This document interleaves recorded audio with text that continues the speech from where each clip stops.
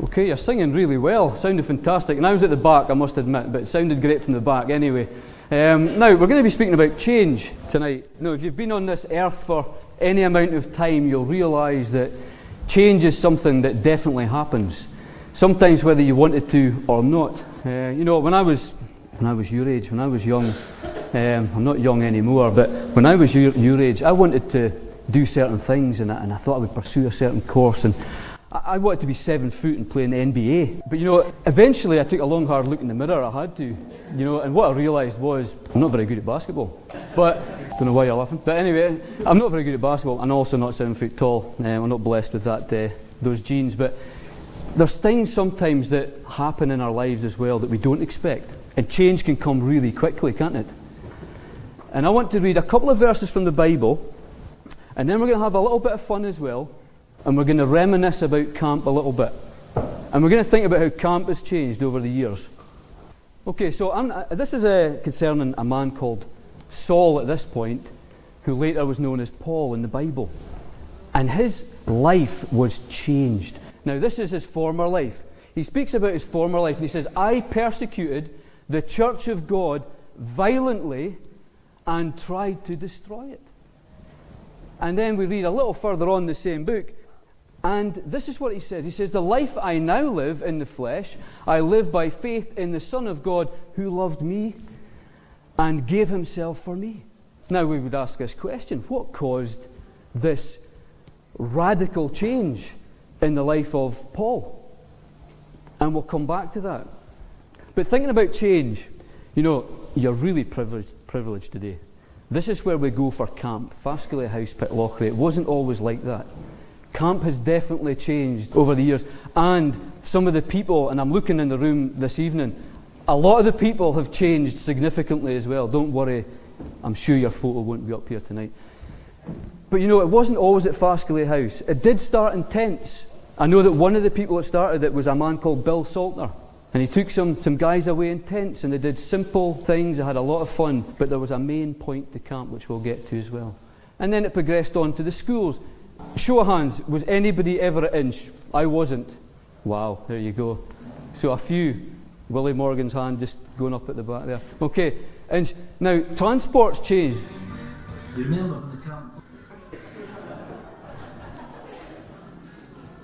I think this is genius to even think this up, to be honest.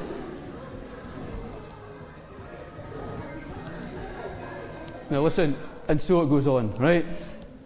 But yeah, no, we did actually, you know, I'm going a few decades back here. I think we're in the 70s or 80s, but still used buses. Health and safety, not so much a big thing back then. Parked the bus, probably no seat belts. Hygiene, probably not a big thing either, to be honest. These are the mattresses that you're going to sleep on for the week, and this is how they're going to get to camp. So things have really improved, thankfully. Again, the activities actually, when we think about it, we still do things like this, right? This is someone being pulled along on a tyre, on a rope, on a slippery surface. You'll maybe spot the rock there. We have moved on from using things like that to weigh it down as well. We don't do this anymore, certainly not on campus, if you like, but yeah, going across a torrent of water, and that guy's arms are going to have to grow significantly if he's actually going to catch her. But the water doesn't look that hygienic either. But listen, we do fun things. We do whitewater rafting and such like, but we don't go off our own backs and make rope tree swings and all that anymore. What else has changed? Well, again, we still do lots of sports. Actually, it's amazing to see that a lot of the sports are pretty much the same. I don't know if anyone knows the lady who's thrown that ball there. That's Doreen Restle. And that's an impressive throw, and she's actually got a bit of air time there as well. Her feet are off the ground.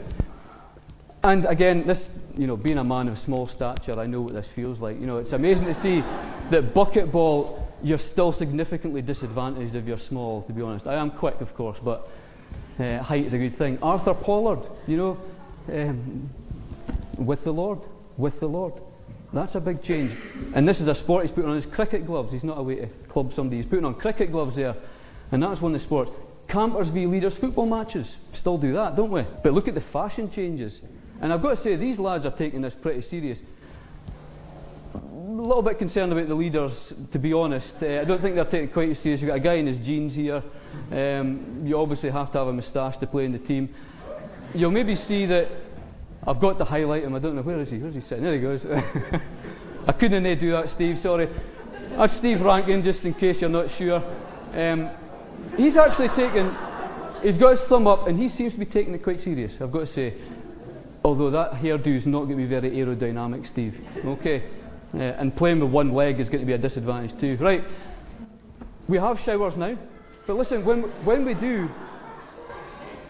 we do sports and we do lots of activities that you physically exert, and we still leave time for showers, and sometimes, if I'm honest, we've got to convince some of the campers to have showers, so we make sure that they do. And then a couple more things for you. People change. You know, thanks Willie, because I asked Willie last night, I said, have you got that photo of you when you went to your first camp? Willie, what year was that? You know?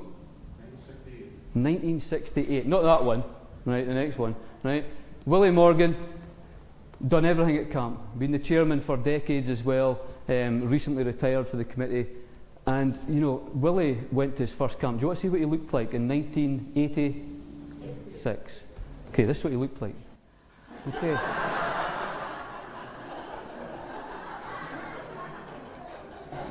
That's actually what he looked like. Now, that's amazing, isn't it?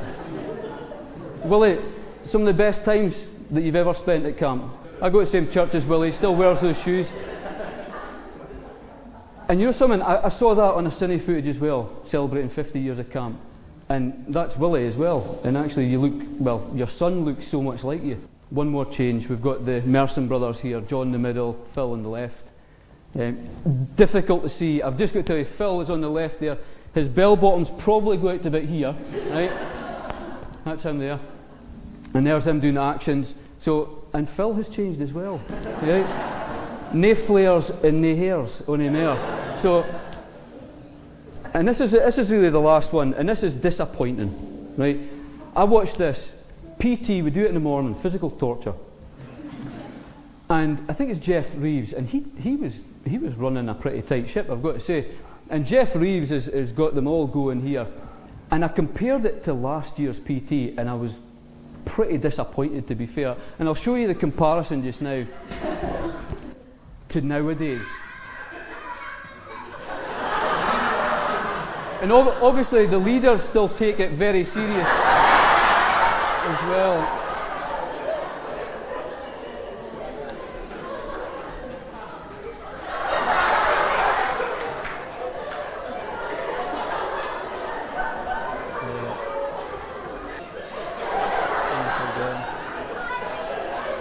But star jumps are quite easy.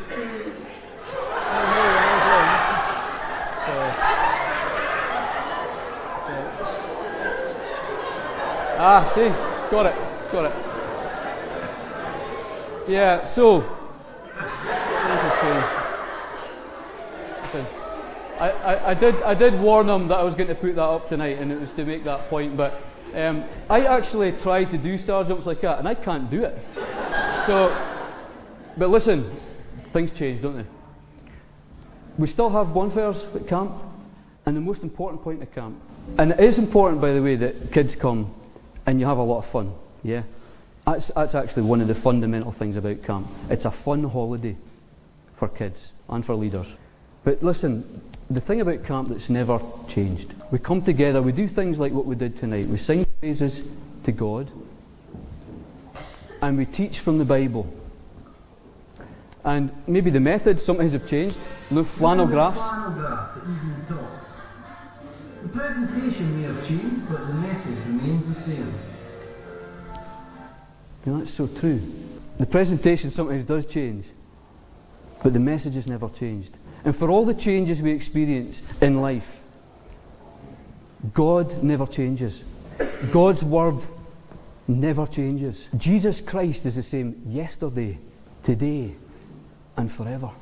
And so when I think about the most important thing about camp, the main reason we have camp is to present the good news of Jesus Christ. It's to present the gospel of Jesus Christ. And I suppose what I'm getting at is, we read about Paul. And you maybe see on that, there's the camp verse actually there. It's not easy to see. That's how important. It's the main thing about camp. I'm trying the clicky device here, but it's not working. There we go. We'll put the verses back up again. I know, here's Paul.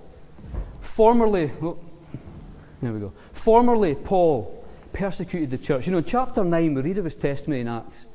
And it says this, he says he's actually breathing out threats. This was really important to him. The Christian message, you see, I actually give Paul this credit because he understood that if the Christian message was really true, then what he was pursuing in his life to get right with God was just nothing. In fact, he says that at one point. And then his life is transformed, and we say, what caused this change? Well, you can read on in chapter 9 in Acts and find out. He met with the risen Christ. God intervened in his life, and his life was changed. And Paul actually says this, and this is one of the things, and I'm not going to be much longer, to be honest. I just want to get across this main point. Paul said this. He says that it was the gospel. He says the power for that change was the gospel of Jesus Christ. He says, I'm not ashamed of the gospel of Christ. Why? He says, because it's the power of God unto salvation to all who believe. What brought about this change? He met with the risen Christ. He understood the gospel, the power of God unto salvation to everyone who believes. And he took that message and he preached that message. And because of Paul's preaching really as well, the gospel came to all of us. And we preached the gospel at camp. And lives have been changed at camp. Now I'm speaking about a change that we can't bring about. We can't do it. Paul had tried all that. He tried all these efforts to get right with God. But God, the message of the gospel, Jesus Christ came, and it is the power of God unto salvation to everyone who believes. There's folk in this room who, as a result of going to camp, God intervened in their life, and they were presented with the good news of Jesus Christ, who died on the cross and paid the price for their sin. And I can see them actually as I'm looking out, and their lives were changed. They were never the same again. And it's all because God intervened in their life. And they went and they bowed the knee and confessed their sin. Paul actually said this, just to finish. Because I want you to understand this as well, boys and girls, and all mums and dads and guardians. Understand this. There's nothing you've done in your life that could stop you from getting saved, as in the wrongs you've done. You can't be too bad to come to faith. Paul's the example of that. He said, Christ Jesus came into the world to save sinners, and he says, of whom I am chief. Look, I'm the worst of sinners. I actually persecuted the Christians. I was actually on my way to Damascus when I met with the risen Christ. Why? To bind the Christians in chains and drag them into prison. That was his life. No one's too bad to be saved. And God can save you. And that's the message that we preach at camp. Time for change. That's maybe just to say this point. Have you got time? Are you going to make time in your life to really consider this? Consider the good news of Jesus Christ. And bow the knee and ask Jesus into your life. He will save you if you ask him and you come in repentance. Now that's my talk over. We've had a bit of fun, and we've also given you main reason for camp. So I'm now going to pass over to Jordan.